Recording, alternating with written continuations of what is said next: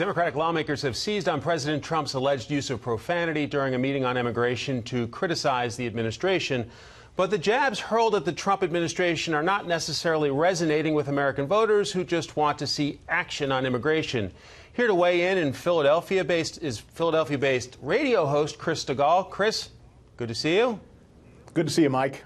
What are you hearing from listeners about this immigration debate taking place here in Washington? Well, unfortunately, sidelined a little bit with this ridiculous controversy, as they're calling it.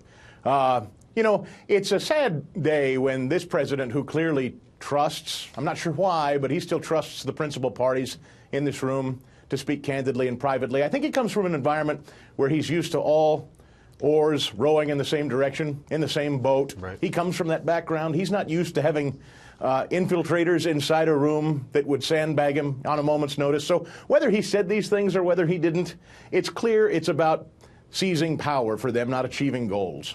Stop me if you heard this before, Chris, but we are less than a week from a possible government shutdown. What do folks outside the Beltway think about that? Well, I think it's pretty clear that if we're going to hold up military spending or call this a government shutdown if you want broadly, if we're really holding it up to secure the border, I don't know that that's the plank the Democrats want to walk. I've yet to hear anybody make a cogent argument as to why border security is something we ought to stand against to keep us from funding the government. They've yet to make that argument, and I think it's falling as a very tone-deaf matter for most of my folks anyway that are listening. Chris, if the president used some rough language in a private meeting with some lawmakers, does your audience care? No, for heaven's sakes. You know, I said last night on Twitter, Mike, ever since I'm 18 years old, ever since I've been voting in this country, the American left has been telling people, stay out of our bedrooms, butt out, stop with the religious talk, stop with the social mores, stop with the social issues. The second in private, he supposedly, allegedly, says one curse word, and suddenly the left thinks they're the Billy Graham crusades all over again. Where did that come from? What about the comment made this week by House Democratic leader Nancy Pelosi about the people involved with trying to negotiate an immigration deal? Take a listen to this. The five white guys, I call them. You know, you gonna open a hamburger stand next or what? So the five guys joke seemed to fall flat in the room. Your thoughts, Chris? Well, that is the perfect example, Mike, of what we're talking about. If you want to talk about race, you know, Trump says S-hole countries, suddenly that's a racist term. She specifically says five white guys. She invokes race.